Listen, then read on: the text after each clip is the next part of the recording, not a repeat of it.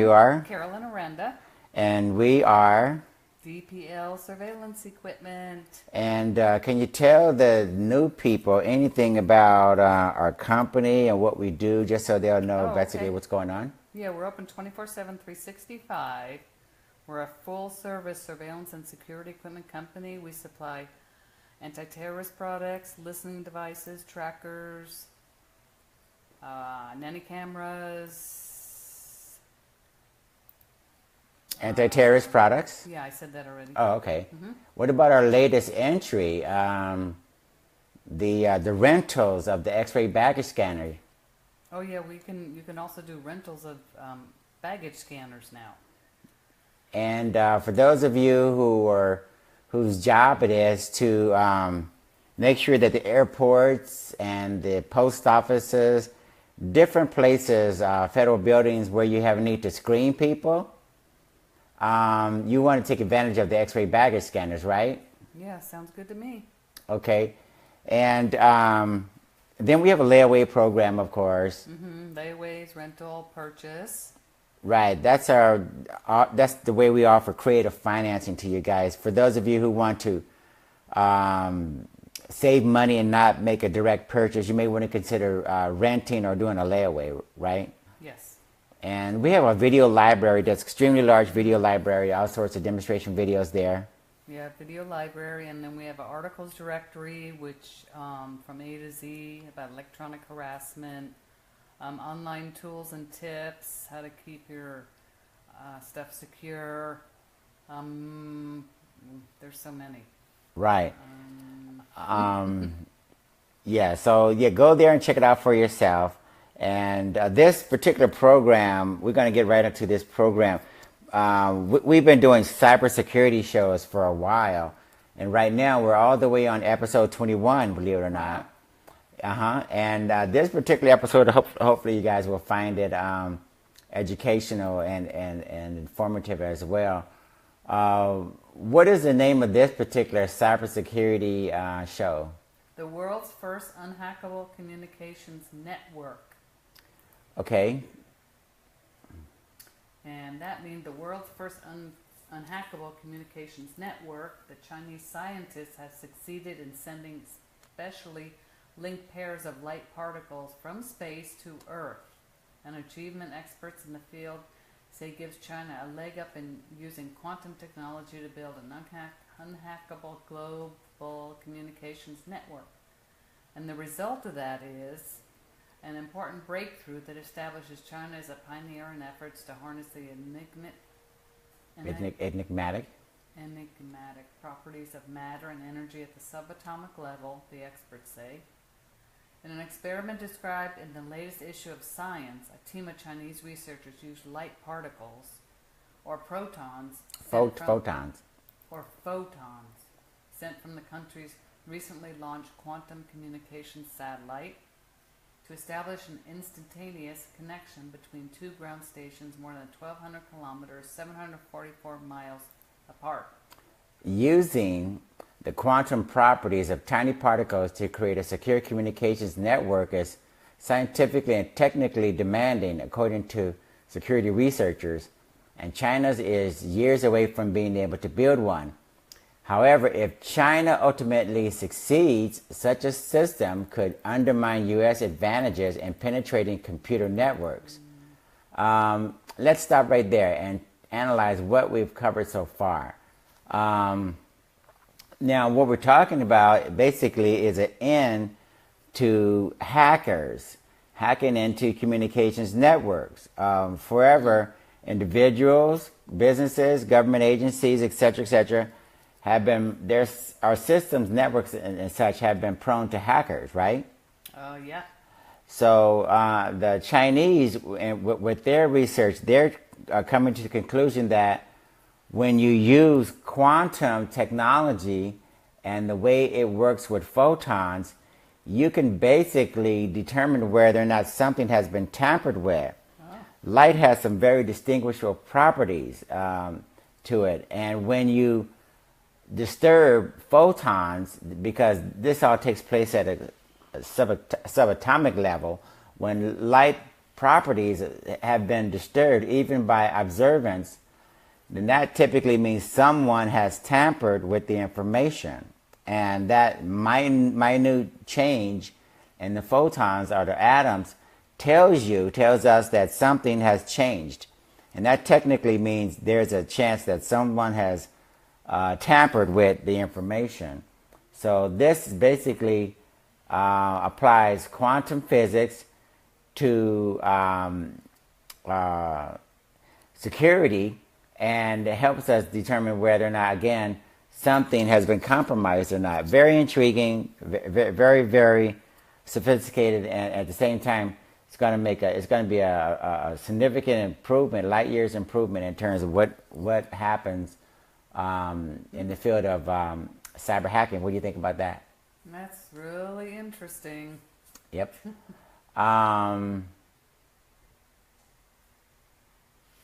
The Pentagon, in an annual report on China's military delivered, in an annual report on China's military delivered to Congress last week, described the quantum satellite launch in August as a notable advance in cryptography research. While the U.S. is also pursuing quantum communications, it has concentrated more attention and resources on research into quantum computing.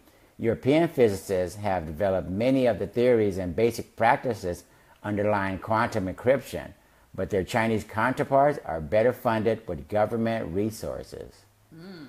Disclosures by former National Security Agency contractor Edward Snowden in 2013 about U.S. spying on Chinese networks rattled Beijing and have pushed the country to bolster cybersecurity measures in a variety of ways. The Snowden revelations undoubtedly played a part in the drive towards quantum technology, as it revealed the degree of sophisticated threat Chinese counter-espionage and cyber defenses were facing, said John Costello, a fellow specializing in China and cybersecurity at the nonpartisan Washington-based think tank New America. The experiment exploited a phenomenon of quantum mechanics that allows two particles to be entangled so that whatever happens to one is immediately reflected in the physical state of the other. No matter how far apart they are, Albert Einstein once described this as spooky action. By using a satellite, the Chinese scientists avoided the interference at ground level that had limited transmissions of entangled particles to around 100 kilometers. Now, without getting too deep into the physics, the actual physics of what's going on, basically Albert Einstein determined long ago when he was still studying quantum physics, and he didn't make the type of inroads that he would like to because it was at the later stages of his life. But he did come to the conclusion that particles that somehow had undergone some sort of change together would take upon those characteristics, and whenever you separated them, as Carolyn mentioned, it can be a few feet, miles, light years away, didn't matter. The particles exhibited the same characteristics. In other words, it's almost like twins. I guess in layman's terms, it could be like twins who somehow experience things. You know, pain for one is pain for the other. A lot of times, happiness for one is the same thing with the other. So once particles, sometimes even humans in the case of twins or something, sometimes once they're together for so long, they take upon these characteristics and exhibit the same behavior, same reaction. So atoms, it seems like they're no different. You can go on, Carolyn. The Chinese experiment is quite a remarkable technological achievement, said Arthur Eckert, a professor in quantum physics and cryptography at Oxford University. Anton Zellinger, a physicist at the University of Vienna who was working with Chinese researchers on a different experiment involving the satellite, said the result had exceeded his expectations. The Chinese team behind this week's report was led by physicians from the University of Science and Technology of China in the eastern city of Hefei. The university also led development of the satellite named Myceus. I think that's Myceus, something like that, right? Myceus, after a 5th century BC philosopher, and that was spelled M-I-C-I-U-S. Photons and other subatomic particles can be encoded with cryptographic keys, the kind used to scramble and unscramble messages. The state of a particle changes as soon as it is intercepted, making it possible for a third party to steal the key without alerting the intended recipient. Right. Making it impossible, right? Mm-hmm. Okay, so basically this paragraph right here really is the whole gist of the research. As Carolyn mentioned, photons and subatomic particles encoded with cryptographic keys in this case, they're scrambling and unscrambling messages, okay? And when you scramble a message, again, if it's observed, if it's intercepted, if there's anything that happens to it at all, you're going to get a different outcome. So basically, when you unscramble it, if your outcome is changed in any way, then you probably should go ahead and conclude that someone has maybe tampered, modified, or intercepted that message. And this probably, again, is going to revolutionize how communications is done. And having that satellite, as mentioned earlier in the article, go up into outer space and communicate back towards Earth really alleviates a lot of the complications involved with ground-based communications, at least for the experiment, as far as the experiments are concerned. Quantum encryption can be defeated when it isn't used properly, said Alexander Ling, an expert in quantum communications at the Center of Quantum Technologies in Singapore. Deployed correctly, quantum encryption would protect data against conventional snooping and protect networks against efforts in the U.S. and elsewhere to build quantum computers powerful enough to defeat the math-based encryption currently in use. The process described by Chinese researchers in this week's report is too slow and complex to be used for practical quantum communication, said Gregory Rabordi, co-founder at Geneva-based quantum cryptography firm ID Quantique. Mr. Rabordi's company recently formed a joint venture to sell quantum communications equipment in China, photon generators and receivers for the exchanging of encryption keys through land-based optic fiber network. Now, just so you guys will know, we don't want to minimize this too much, because the Chinese, as mentioned earlier in the article, have tremendous resources. But for whatever reason, the United States and Europe aren't deploying the same type of resources. So they're not going to make the same type of progress. And we don't want to pretend like this is some minimal effort. What the Chinese have disclosed to us, and a lot of this could be third-party information that they're allowing us to find out about, it doesn't mean that they haven't made significant progress, based upon the premise that they're only going to reveal to us so much. So yeah, we really have to understand that maybe they're making significant strides, and maybe we're downplaying this a little bit too much. And we need to learn from them, hopefully. Right. We need to find out, and we need to, above all, come up with the resources between, our government and corporations. We need to put together the funding and the financial resources to compete. If we're finding out that China is making significant progress, any country, then that means we're playing catch up. But he said that China would be able to connect its embassies and other government facilities around the world by launching a second quantum satellite to expand the transmission range, something he predicted could happen within 5 years. They could do large-scale, global-scale quantum communications, said Mr. Rabordi. They've gathered experience with this little satellite.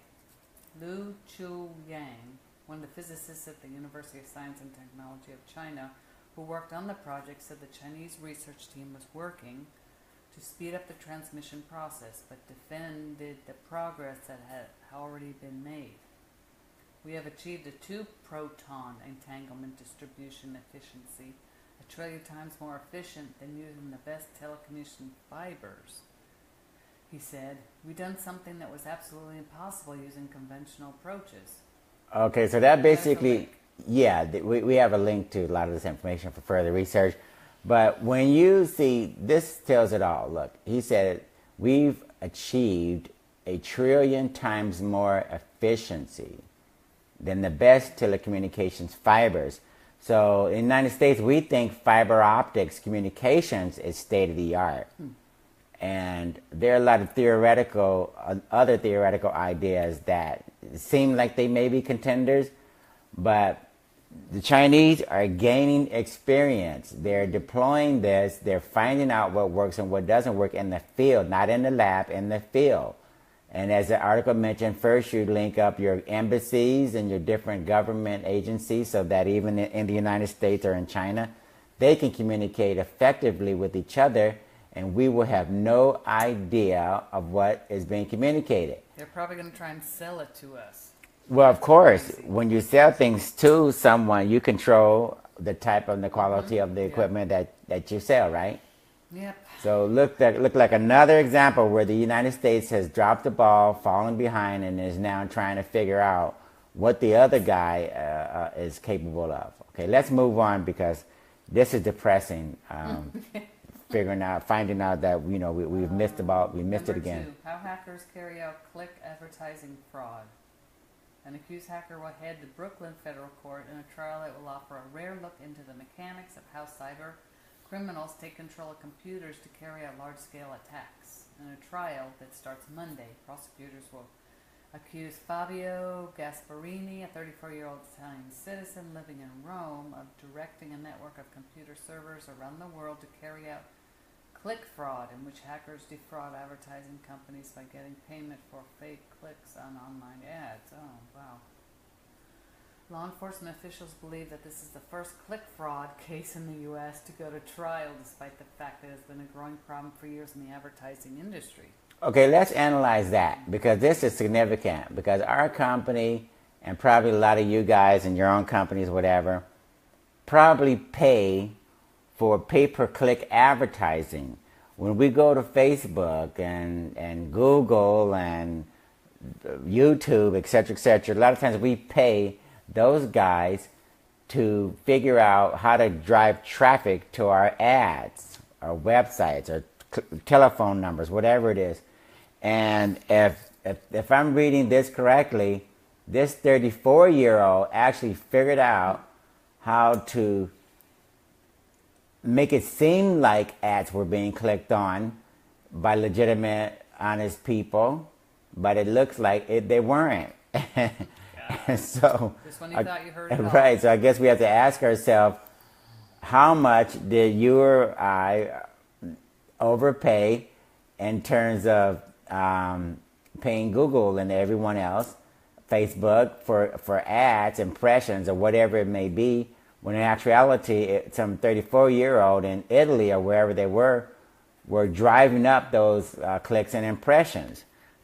We've done other shows where we talked about the hackers actually duplicating fake websites, networks, clicks, impressions, everything imaginable. Everything was set up so that everyone was being fooled, and it was suspected that they were generating billions of dollars a year in fraudulent ads and clicks and fraud and make-believe customers and everything else. The whole infrastructure was a sham, and this feeds into the idea that we cannot trust, I don't think, anyone and when it comes to ads and such.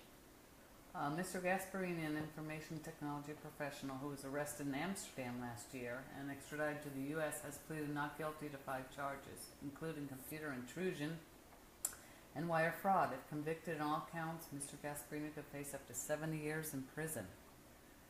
Simon Bertolini, Mr. Gasparini's lawyer, sought to dismiss the case before trial, arguing the alleged crime didn't even have enough of a connection to the U.S. It's basically government overreaching to civil matters abroad, Mr. Bertolini said. The trial will give jurors a detailed look at how attackers infect a network of computers with malicious software. Such networks, known as botnets, allow hackers to remotely control the computers and command them for criminal purposes, including to steal banking credentials, launch denial of service attacks, and transmit viruses. Law enforcement officials say botnets play an increasing role in a wide range of crimes, heightening concerns that U.S. laws lag too far behind cybercriminals, which I agree. Botnets have fueled a surge of ransomware, which encrypts and hijacks files on a computer system and demands money in exchange for decrypting them. Attacks that have crippled computers and businesses around the world. So, yeah, basically what's going on here is I think the United States has a very passive approach to pursuing people who intend to do harm. Okay, we have a significant emphasis on e-commerce in the United States, and basically we're all dependent upon legitimate traffic. We're dependent upon banking technology. We're dependent upon identity services that are identifying people correctly and that tell us that, you know, the amount of money in the banking system is exactly what it's supposed to be, and computers are safe and secure. But this is a good example of why we have a long way to go to make sure that people are brought to justice when they commit these crimes. Yeah. And we need to go after them with the same vigilance that we would go after someone who's doing child porn or money laundering or something. Not to say that enough banks are going to jail and bankers are going to jail, because that's not happening for some reason. But some of these other crimes, definitely, we need to penalize them and go after them and just do more. In my impression, as far as I'm concerned, we need to go after them and stop treating them with kid gloves. Justice Department officials have urged Congress in recent years to modernize laws that fight cybercrime, including to criminalize the renting and selling of botnets, the primary computer hacking statute in the U.S., which was used to change Mr. Gasparini. To charge Mr. Gasparini, was passed in the 1980s and hasn't been amended since 2008. In this case, prosecutors say Mr. Gasparini illegally installed malicious software on servers around the world, including in the U.S., that gave him remote access, constituting a botnet. Mr. Gasparini then installed computer scripts that causes servers to automatically click on website ads, appearing to advertising companies as clicks from human customers, according to the indictment. Now, this is what I was. Yeah, wait a second. This is what I was referring to.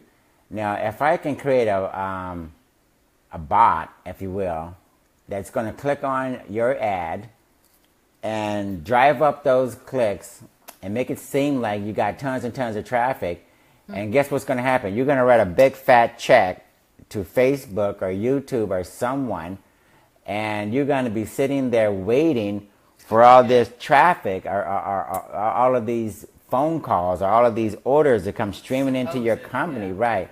When in actuality, nothing's going to happen, because this is all fraudulent, and it doesn't look like the major social media networks and the YouTubes and all these other guys, doesn't look like they have much of a role to play or say so. I didn't see anything where they mentioned Facebook or YouTube or Google in this thing. Did you see anything where they have something to say about this, Carolyn? Nope. So far?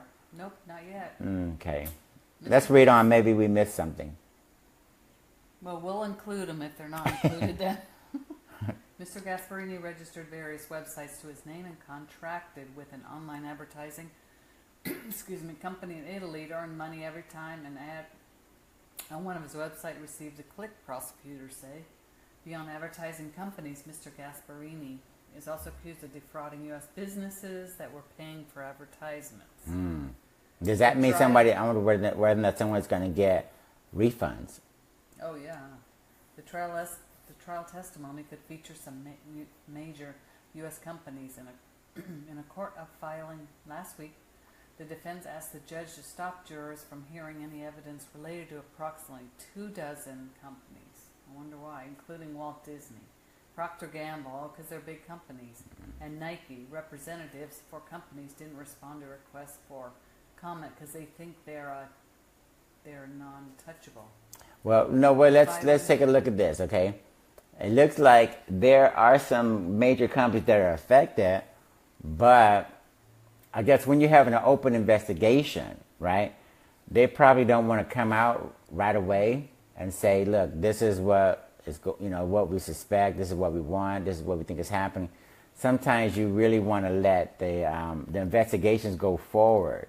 So let's assume that Walt Disney, Procter & Gamble, and Nike, and all of the others, what was it, 24 Yep. companies. Let's assume that eventually we're going to get some sort of follow-up, hopefully, that talks about, what businesses are going to get, what individuals are going to get who paid out a lot of money to advertise on some of these companies' websites. The filing didn't specify what evidence is connected to these companies, and the government has declined to comment. The companies weren't named in the indictment. Based on court filings, Mr. Gasparini's defense will likely use their technical experts at trial to undermine the government's forensic evidence and raise questions about the authenticity of online communications. Anyone can open an email account with any name, Mr. Bertolini wrote in a court filing. The government hasn't stated how much Mr. Gasparini profited from the alleged schemes. The indictment says Mr. Gasparini obtained information worth more than $5,000, but prosecutors wrote in a court filing that they are not obligated to allege a loss amount. Mr. Gasparini's lawyer said the government has no proof Mr. Gasparini took any information of value.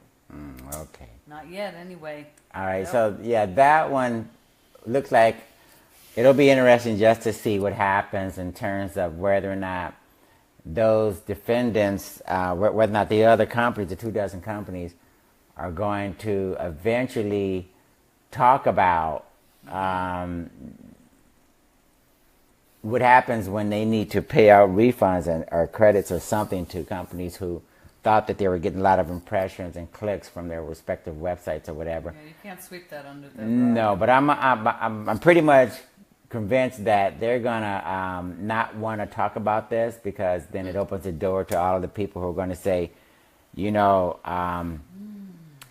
I was on your website, I run ads next to yours, or I paid you a certain amount of money for additional traffic from Nike or Procter & Gamble, whoever. And if you're telling me that hackers compromise your networks and then you're gonna, they should really owe people something, right? Oh, definitely, yeah. Okay, so we got another topic here. What is the name of this one here? This is interesting. Security experts reveal Visa's attempt to bribe merchants. On the sidelines, got Bitcoin? Okay, This so is disgusting. yeah, let me just give you a little bit of background on this one here. We're not big fans of MasterCard and Visa and American Express or Discover. The major banks. The major financial institutions are ripping off people left or right, and we can go on and on and on about that, which we have in other videos. So we're going to leave that to some of the other videos, but we're just going to tell you right off where this is going, because it's important that people understand that if a major credit card issuer pays you $10,000 or something to keep people from using cash in your store, you got to be suspicious. That's bribery. Right. And you have to ask yourself, because worldwide, 80% of the people still use cash. In the United States, over 50% still use cash, right? So if Visa is telling you, I want you to turn away that business and use our debit and credit cards only, then you better ask yourself what's going on here. I would say you can't force me to not use cash. Right, and the reason why we're including this, even though it's a little bit out of context, the reason why we're including this is because when you have a lot of people who are using debit and credit cards, and that information contains your name, address, social security number, phone number, everything imaginable about you, what's happening is that's a honeypot. That's known as that's known as a honeypot, right? And the cyber criminals, they like the idea of having one place to go to, one place to hack into, and get access to all of that information. Okay, and we've done articles and videos and podcasts and blogs about billions of data records being stolen from banks and credit card issuers and merchants and government agencies. And it's all because all of that information is collected and put into one area. One. That's dangerous. Yeah. So since we're big proponents, as you guys know, of Bitcoin and blockchain, that's decentralized. That means all of the records are distributed all over the place. There is no one central point of weakness or central point of contact. Everything is spread out so that if you're a hacker, you have to hack into a million, billion different individual locations in order to make any progress, versus having one central place like a Visa data center or something. Yeah, so it's making it harder for the hackers. Right. So we're not going to go into all of the details about what Visa is doing. Just to let you know, the only thing that's really important to know is that be careful when the credit card issuers and the banks and such tell you that, you know, there's some incentive where you should take this money and turn down. Oh, that's our cat Lazy Bones. It's our mascot. He's a company mascot. He's a security expert in his own right, and he protects our physical premises, right? From rats and I think he just did his own tour right now where he just went around and checked the windows and the doors and everything. And as far as I can tell, everything looks fine. And some devil. Yeah. So that's Lazy Bones, our company mascot. Now we're going to move on. You can read the article. We're going to put a link to this Visa article where they're bribing merchants to accept cash and turn down. I mean, they're bribing the merchants, telling them, take this $10,000 or whatever it is, because they got $500,000 that they're going to bribe all these merchants with. Oh, boy. And so if you start turning down cash, and one thing we want to emphasize too, see, Bitcoin is like cash. And this is basically a preemptive strike from Visa and MasterCard, American Express, and Discover to get people to move away from using cash, and Bitcoin included. Cryptocurrencies are like cash. And I can basically Lazy Bone's fanning me. right, yeah. So cryptocurrencies are like cash, and your identity is not transmitted. We don't, when you send Bitcoin and receive Bitcoin, for instance, we don't send name and address and phone number and social security number and all that. Only thing that's transmitted is a dollar amount, and that's sent by a very long string of characters, and it's very, very difficult to ascertain what's going on. Anonymity is really a very positive thing about Bitcoin. About Bitcoin. So this is basically geared against cryptocurrencies and Bitcoin, in our opinion. So be careful. They're trying to take a preemptive strike against cryptocurrencies and Bitcoin, and you guys need to be aware of the fact that soon enough, people are going to approach your business establishment, and they're going to want to use cryptocurrencies, and they're going to use cash type of equivalents. And these guys are definitely afraid that this is going to make their business model obsolete. It's going to have the banks go out of business, hopefully. Right. The chargebacks, the fees, the credit card abusers, discount fees, hackers hacking in, customers who abuse their credit cards, and right. We're going to make all of that history. What else we got for this, people? facial scanning cameras are used for marketing, surveillance, and social control. Oh boy. Hey, stop. Scratching the couch, sorry. Gan Liping pumped her bike across a busy street racing to beat a crossing light before it turned red. She didn't make it. Immediately her face popped up on two video screens above the street. Jaywalkers will be captured using facial recognition technologies, the screen said. Facial recognition technology, once a specter of dystopian science fiction is becoming a feature for daily life in China, where authorities are using it on streets, subway stations, airports, border crossings, in a vast experiment in social engineering. Their goal to influence behavior and identify lawbreakers. Mrs. Gan, 31 years old, has been caught on camera crossing illegally here once before. Wow, so big deal. Allowing the system to match her two images. The text displayed on the crosswalk screens identified her as a repeat offender. Oh my God, that's such a big deal. I won't even run a red light again, she said. China is rushing to deploy new technologies to monitor its people in ways that would spook many in the U.S. and the West.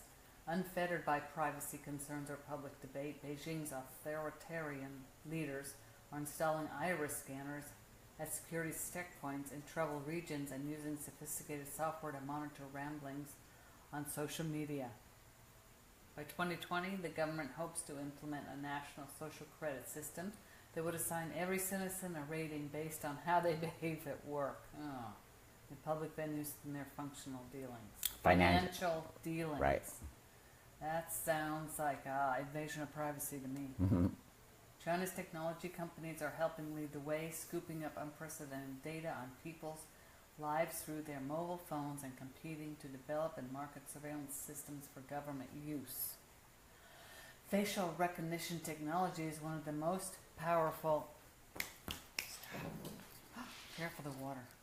Sorry about that. These systems can measure key aspects of a face, such as the distance between the eyes and the skin tone, then cross-reference them against huge databases. Photographs collected by government agencies and shared on social media. Lazy bone scratching this towel. Okay. 5. Okay. Sorry, excuse me. Why don't we take a quick break? You take a quick break and turn on the router's going to time out. Oh, okay. Okay, I'm going to read on here, and we're going to make sure, because we have a router on a timer, and so that it cuts off at a certain time. We're just going to cut it on. But just to rehash some of what Carolyn just covered, facial recognition is, has been on the drawing board for a long, long time. And it looks like in China, they're really implementing this. And it looks like it's going a long way in terms of helping them with their efforts at, identifying people and controlling behavior. And as the title pointed out, it's used for marketing, it's used for surveillance and social control. So, yeah, if you have, like in the United Kingdom, I think it's London, they have more cameras per square block or something than any other city on the planet. So if these cameras are using facial recognition to match up who's doing what and everything, then we really need to make sure that we understand what the implications are. Facial recognition cameras, if abused by government agencies, and this is just one example here, I think they talked about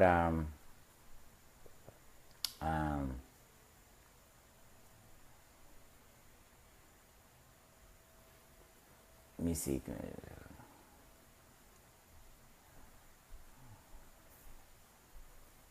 If someone tells you that your employment or something, it could be affected by information that they're gathering, accumulating on various cameras or something, because they're matching up so many different things, and that could be a problem. Let me make sure I cover this verbatim according to the sentence that she read. By 2020, the government hopes to implement a national social credit system that would assign every citizen a rating based upon how they behave at work, in public venues, and in their financial dealings. So basically, what it sounds like is they're going to be rating and reviewing you, and everything you do. Yeah, whether or not it's going to be a financial dealing, whether or not you're yelling and screaming in public or whatever it is. Maybe you had a few drinks, you just want to party and have a good time because you want to celebrate. How you behave at work, a lot of different things from a lot of different areas are going to be monitored, and you'll have some sort of rating against you. 1 to 10. And you will have no say-so in terms of, how this information is compiled and interpreted or whatever. So this looks like it's a very extreme example of privacy violations, but this is going on in China right now, and they're working with this system. They're trying to figure out how best to use it to accomplish what they're trying to do in China. Okay. So we're gonna get like 1, 2, 3, 4, 5 stars. Right. You're gonna be reviewed and rated like you review a company or something. Ah, boy. And if you get, I guess, so many, you want some water? No, I'm fine. I guess if you get a bad rating, maybe you'll be banned, or I wonder would you get jail time or something. God, you have your face on the window of stores. Right. That's crazy. Okay, so the next topic. What's the next topic? The top privacy-focused cryptocurrencies. Now this is interesting. Let me start off here. As Bitcoin becomes more mainstream, the idea of a way to cloak transactions are becoming less viable in some people's opinions. There have been forum posts from community members detailing accounts being closed for using gambling services or making purchases on the dark market. Consequently, some people have looked to the altcoin scene in hopes of a totally anonymous cryptocurrency. Now, just to frame this properly, Bitcoin was never really meant to be anonymous by itself.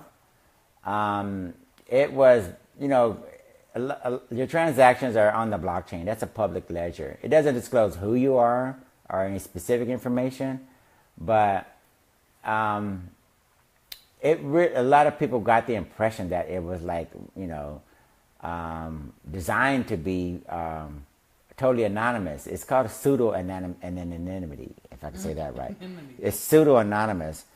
And they're working on, but believe it or not, as of this article, as of the date where we put this cyber show together, Bitcoin just happened to upgrade the system, Carolyn, and now you do get a high degree of privacy with Bitcoin. So when it first started out, it really wasn't. And what happened, just to put this in context, what happened was a lot of the altcoins started to work on that particular area of privacy, and we have a few choices for you guys where there's some altcoins that have made significant strides in terms of making absolutely sure that your transactions are private. Now, we don't judge anyone, but there are some instances where you want to make sure that your transactions are private until you want to disclose what it is that you purchase, how you going, the what and the who and the when and the where. All of those things really should be private by default. Okay, so let's take a look at this one. In the world of cryptocurrency, many believe fungibility, which basically means that my coin is indistinguishable from your coin. My dollar is indistinguishable from yours, and I can spend mine just as freely as yours. Many believe fungibility is a very important aspect for the future of this technology because Bitcoin is pseudo-anonymous. That's that word I used earlier. Possible privacy upgrade coming, and I had to put that. I inserted that into this paragraph because I just I had read earlier during the week that the latest upgrade for Bitcoin makes it more and more really private. Okay. And most coin shufflers require a third party. Other altcoins are trying to fill the role of private, zero-knowledge transactions. And when we talk about coin shufflers, that's one way of saying that there's some companies that they have what are called mixing services. You basically send your transaction through their service, and their service combines your transaction with 1 million others, and they go around and round like clothes in a drying tumbler, dryer or something, and they tumble, and you reach in with your blindfold on, and you can't find the same exact socks, right? That's basically what's happening. Transactions will go into a tumbler or a shuffler or something, a mixer, and what comes out is almost impossible to relate to what actually went in. So let's talk about some specific cryptocurrencies that are giving us privacy. Oh, Zcash. All coins are created equal. There's been a lot of talk about a cryptocurrency called Zcash in the virtual money community. The founder of the untraceable digital currency, Zuku Wilcox, launched the public alpha of the project back in January 2016. Zcash is a decentralized and open source cryptocurrency that aims to set a new standard for privacy and anonymity through the use of groundbreaking cryptography, according to its website. Wilcox is a well-known cryptographer in the space who created Tahoe LAFS, an encrypted storage system. The project had caused a lot of commotion in the cryptocurrency community when Zcash released its source code on GitHub. Yeah, we're just going to define a few things here. GitHub is a repository where a lot of open source projects are displayed for the whole world to see. Now, the reason why this is very, very effective is because it's open source. Anyone can go there and take a look at the source code to determine whether or not Zcash has any backdoors, any flaws, any vulnerabilities where hackers can go in and take advantage. So this is really an approach that makes Bitcoin very, very significant in terms of why it's so advanced. Is because anybody on the planet can see we don't have a backdoor for the NSA. We don't have a vulnerability to be exploited by the FBI or the CIA. Bitcoin is out there for the whole world to see and analyze and inspect. And if you're a world-class hacker and you know how to compromise it, then go ahead and try it. Okay? There's only $40 billion of cash sitting there waiting for you if you can figure it out. So this is what makes Zcash and a number of these very good privacy coins worth taking a look at. Okay. Zcash transactions are untraceable because it uses encryption called ZK-S snark, developed by the startup's team. The transaction metadata within the network is encrypted, and ZK-snarks are utilized to stop double spends. We believe that privacy strengthens social ties and social institutions, protects societies against their enemies, and helps societies to be more peaceful and more prosperous, Wilcox said. A robust tradition of privacy is a common feature in rich and peaceful societies, and the lack of privacy is often found in struggling and failing societies. The publication Wired details that investors such as Naval Ravikant and the digital currency group's Barry Silbert has invested over $700,000 USD into the startup. Zcash has also just recently added a Jack Grigg as a member of the engineering team, who according to the team is an applied physics PhD student and by night a privacy-focused cyber crypto hacker. Okay, that was Zcash. $700,000 funding by Barry Silbert. Wired magazine is featuring this information, so you can go there and check it out if you want. Very good mission statement: protect societies, protect people from their enemies. Societies where where privacy is compromised and all that usually mean it's a failing society. It usually means something's wrong. So just like the United States, when we developed the Constitution, it talked about privacy first and government intrusion being a threat to the whole of society and the citizens. So this brings back a lot of the things that we're taking advantage of. Let's take a look at this other cryptocurrency. What is this one? It's called Dash, the privacy-centric cryptocurrency. Dash is an open-source digital currency released in 2014, formerly known as Darkcoin.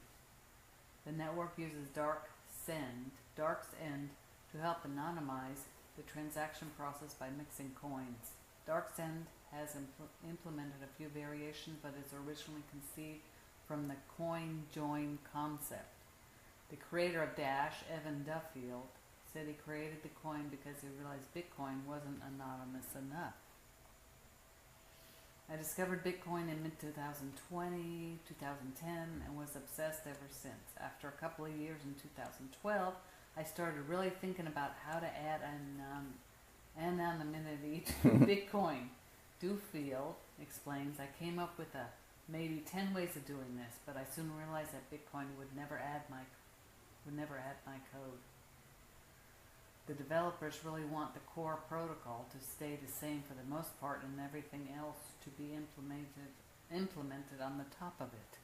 Now, just to put this in proper context, originally Bitcoin lacked sufficient privacy attributes.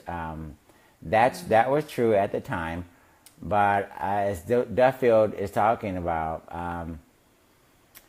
wasn't part of the core, but it doesn't mean that a lot of things that weren't part of Bitcoin originally won't be implemented. Bitcoin has just went through a major upgrade. You're going to hear certain terms like SegWit, SegWit 2, Lightning Network, etc., etc.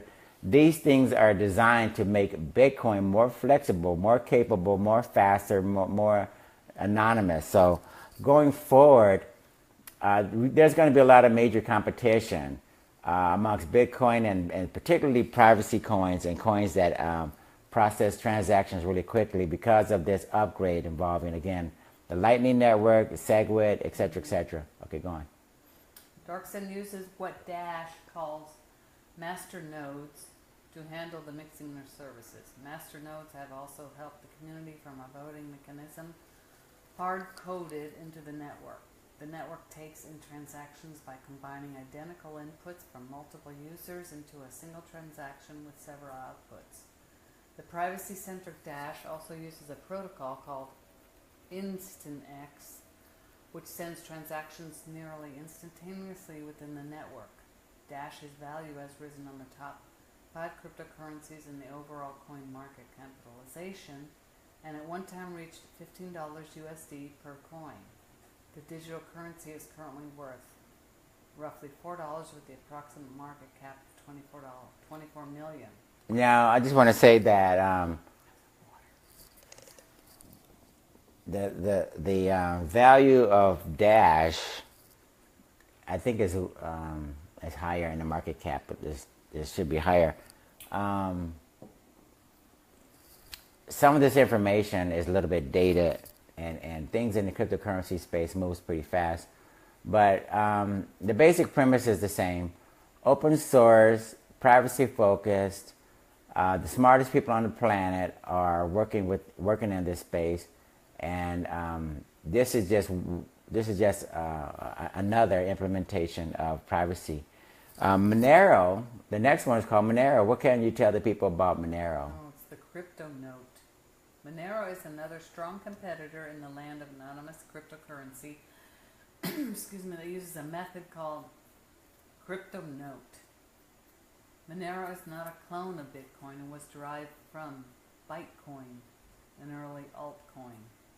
There are some significant differences compared to both Bytecoin and Bitcoin within the Monero architecture, such as target block time and the emission speed. Right.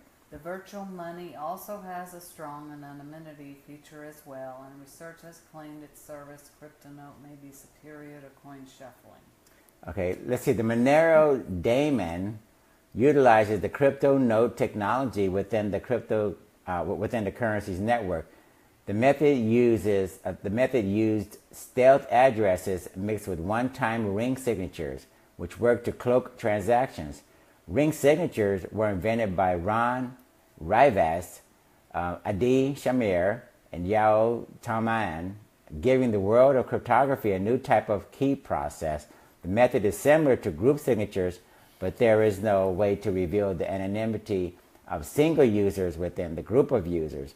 Monero says that it has improved upon the crypto node feature, and the currency offers an opaque blockchain with a system called ViewKey. The team says this makes the system optionally transparent and unlike any digital ledger out there today. Monero is currently valued at roughly 80 cents a coin and sits at the number 12 market capitalization. In April, the cryptocurrency turns 2 years old and has persevered as many Anon coins have fallen by the wayside. Another interesting fact about Monero is that it is a trading pair on the U.S. exchange Poloniex and is paired with every major coin on the platform. There are not many altcoins that has been used as a trading pair besides Litecoin.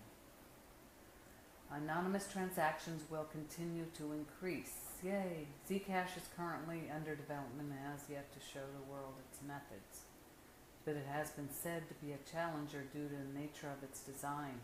The community will judge its value when the release of this coin comes into public view.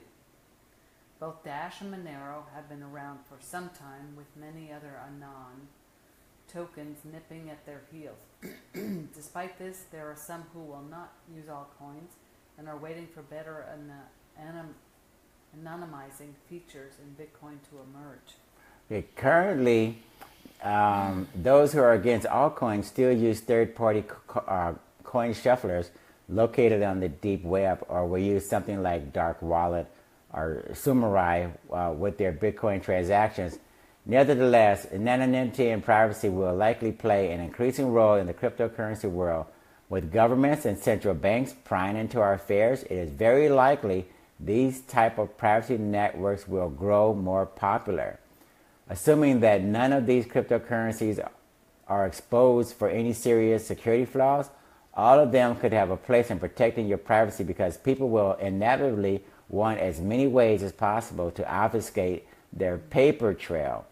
Of course, this activity is a thorn in the side of the U.S. government, among other regulatory authorities, noting that Coinbase doesn't sell Monero or Zcash.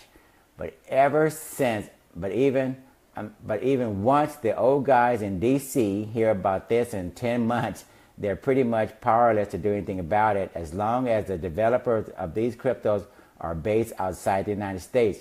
Now, this is very important because, for one thing, the developers know a whole lot about being out of the reach of this government agency or that authority.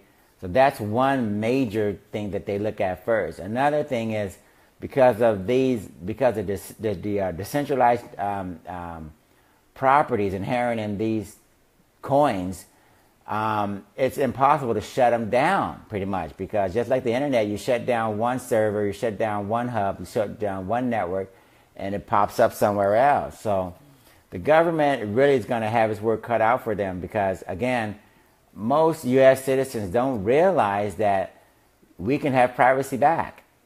See, when we do transactions in the United States, one way of controlling people, and we talk about how government agencies are going to be putting more and more emphasis on tracking and tracing, and trying to cut you off from funding, and cut you off from speech, and cut you off from this and that and the other, your other freedoms.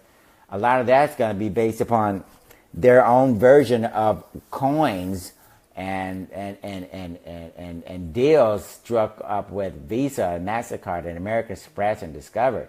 But if we use our own currency, which by all intents and purposes is going to handle transactions just as effectively. When you go buy your coffee, if you buy shoes, clothes, food, house, car, boat, whatever it is, it's just money, okay? So don't be fooled to believe that this is not going to be a viable money, or that it's not.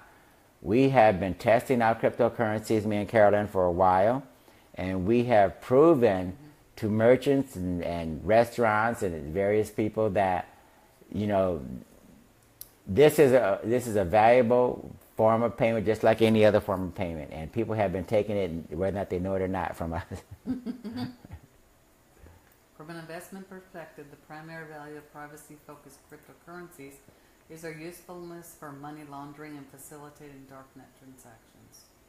Evangelists and devs of these coins will dispute this uncomfortable notion, but notice how the price of Monero spiked over 400% in August 2016? That was because Alphabay, largest active onion market on the TOR network, announced they were going to enable XMR transactions. Similar price increase have occurred with Zcash. Each privacy-focused cryptocurrency on my list has a community that stands by it. That's all that matters for a digital asset to be successful, and more than likely these communities overlap and mingle concepts with each other. Besides the possible risk of a critical error or a bug that results in a fatal outcome, I believe these cryptocurrencies will continue to flourish and provide us all with great value and utility. This is a win for all of us. Okay, so that wraps up about the privacy-focused altcoins. And the reason why we include this in the cybersecurity show is because we want you guys to be safe from hackers. We don't care if the hackers are government agencies or actual criminals who are trying to do you harm. We believe that you should have some privacy in your transactions, in your daily life, etc., etc. And there's nothing more fundamental than privacy in with your currency, right? Mm-hmm. So now you guys have a tool, whether or not you know it or not, to make absolutely sure that if you want to buy something that someone else doesn't agree with in your country, city, state, wherever it is, you have some choices now, okay? You don't have to hide. I know it's one thing to have a generic-looking box arrive at your door with some generic name on it or something, but for all intents and purposes, we'll have to do less work now to purchase what we want, when we want, and how we want to do it, which is the way it should have been all along. Mm-hmm. Let's take a look at this particular last article. This one, what are we dealing with here? New voice editing application raises security and ethical concerns, says security experts. And the security experts are right here in front of you talking to you. Okay? Adobe unveiled Project Voco last week. The software makes it possible to take an audio recording and rapidly alter it to include words and phrases the original speaker never uttered in what sounds like their voice. One expert warned that the tech could further undermine trust in journalism. Another said it could pose a security threat. However, the U.S. software firm says it's taken action to address such risks. Voice manipulation. At a live demo in San Diego on Thursday, Adobe took a digitized recording of a man saying, "And I kissed my dogs and my wife," and changed it to say, "I kissed Jordan 3 times." Now, this was actually kind of funny. Michael Keegan and his friend, I can't remember what his name was, but Michael Keegan does a comedy routine with another individual, and Michael Keegan had just got married or something, and he was talking about how he kissed his dogs first and then he kissed his wife. And his counterpart thought, maybe we should change that to I kiss my wife first and then my dogs are kissed. And to make it even more funny, someone thought, okay, let's change the voice recording to say I kissed Jordan. Yeah, Jordan was a person. I kissed Jordan 3 times. I kissed Jordan 3 times. Okay, so let's move on and see if we can make some sense out of all of this. The edit took seconds and simply involved the operator overtyping a transcript of the speech and then pressing a button to create the synthesized voice track. We have already revolutionized photo editing. Now it's time for us to do the audio stuff, said Adobe Jin to the applause of his audience. He added that to make the process possible, the software needed to be provided with about 20 minutes worth of a person's speech. Dr.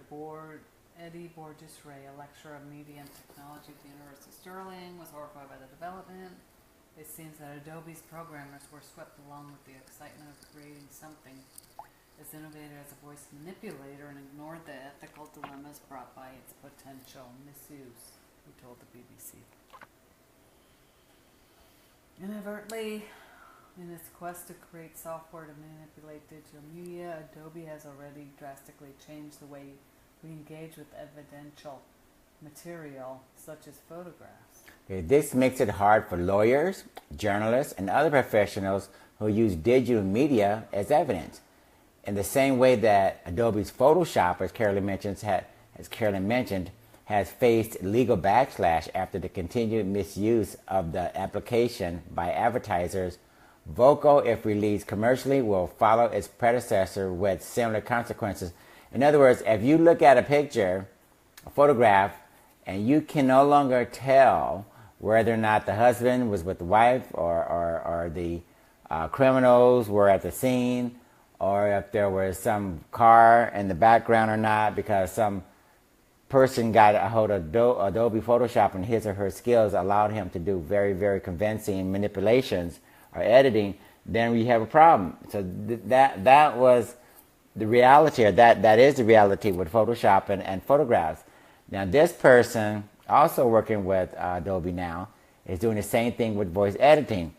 If I'm a journalist and I go out in the field and I get a testimony from some politicians or whatever, and if it doesn't sound exciting enough, maybe I'll go back to my office and change it, so that now the person says, I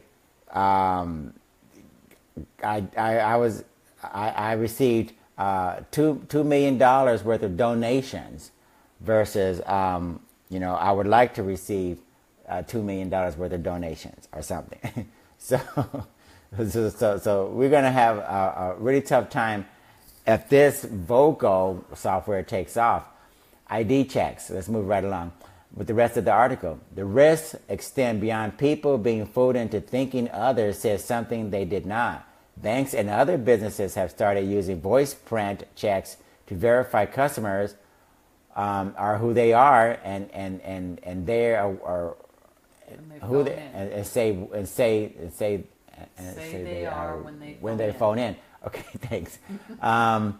Yeah, this is important, you guys, because there was a demonstration where two twins demonstrated on YouTube or whatever that one can mimic the voice of the other. Wow. So the voice print systems, with the banks, they want to just try and see whether or not the voice sounds like the other one. And twins, as you may guess, have a lot in common, including the vocalization, intonations, and various things, dialect, etc.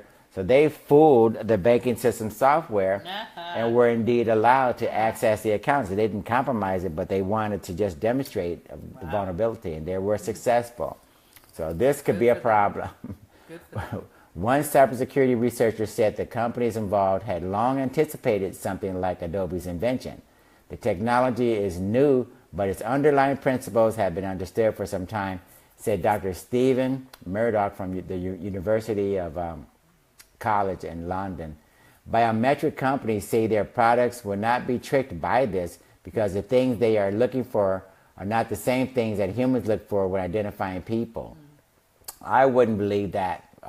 No, I wouldn't. Because, see, a lot of times these guys, they try to cover their butts. But, see, we're learning more and more that technology goes through these changes and advances, and what you thought was, say, a safe and secure system yesterday, it could be opened up to significant hacks tomorrow. Yeah, don't take people's word for it. No, we need to make sure that we constantly try these systems and look for vulnerabilities nonetheless.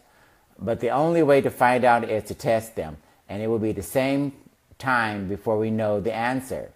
Watermark checks. Google's DeepMind division showed off a rival voice mimicking system called WaveNet in September, but at that time, it suggested that the task needed too much processing power to find its way into a consumer product in the near future. So if Google, with all their billions of dollars, was looking into something similar to this, and that they pulled it from research because it couldn't fulfill its promises, then obviously we had better be careful thinking that we're not going to have issues with this particular version as well. For its part, Adobe has talked of its customers using Voco to fix podcasts and audiobook recordings without having to rebook presenters a voiceover artist. So in other words, Adobe is saying, look, just use this to fix some existing podcasts or voiceover things going on, and that will fill a market niche for its product. Even though you know as well as I do that once it's released, everybody's going to try to do everything else that they want to do. But a spokeswoman stressed that this did not that this did not mean its release was imminent. It may or may not be released as a product or product feature, she told the BBC. No ship date has been announced. In the meantime, Adobe said it is researching ways to detect use of its software. Think about watermarking detection, Mr. Jen said at the demo, referring to a method used to hide identifiers in images and other media. So basically he's talking about, well, it just sounds like a good idea. If I record something, maybe the recording software or hardware or something will watermark that recording so that, hidden deep down in the database is some sort of identification tool that lets you, me, and anybody, law enforcement, somebody know that this is authentic and hasn't been tampered with. Okay, so maybe we borrowing something we learned from quantum physics in the articles at the top. Maybe we'll use quantum technology to somehow secure voice recordings to see if anyone's hacking into. So this basically concludes everything that we wanted to discuss with you guys. And we welcome you to our next episode, number 22. Yep, 22. And we don't have any idea what it's going to be, but I can bet you it's going to be very, very informative and educational. What do you think, Carolyn? Yes, it will be, definitely. And that's what we're here for. What about the things that we've covered so far? Any last-minute comments or anything you want to add? That's a lot of information, and it's so important to keep your privacy, because you may not know it, but your privacy is being exposed. Okay, so your privacy is under attack, as Carolyn made it, as she just mentioned. Whether or not you know it or not, it's under attack. So use these tools. We're one of the few cybersecurity organizations or shows that give you practical tools to work with. Yeah, we educate you. Right. So use some of these things. Look at cryptocurrencies. Research Dash. Look at Monero. Try out Bitcoin. Okay? And send coins back and forth to each other. Yeah, practice using and that. see what that's all about. And don't trust anyone. And make sure you understand the implications, because Visa bribing merchants, the government, creating backdoors and everything, the phones and everything else. See, that should tell you something, okay? Yeah, we don't need that at all. No. So we're going to wrap up this session. And if you need any bug detectors, listening devices, trackers, anti-terrorist products, nanny cameras that use the internet or record to the SD card, either one. Give us a call, 888-344-3742. And we're open 24/7, 365, and we have lifetime guarantee and warranty on all our products. So we appreciate it when you guys join us in these shows. And as we like to say at the conclusion of every show, invite a friend, relative, enemy, associate. We don't care who you invite. Invite someone and share it with someone. And let's see if we can help make the world a safer place. Bye. Bye.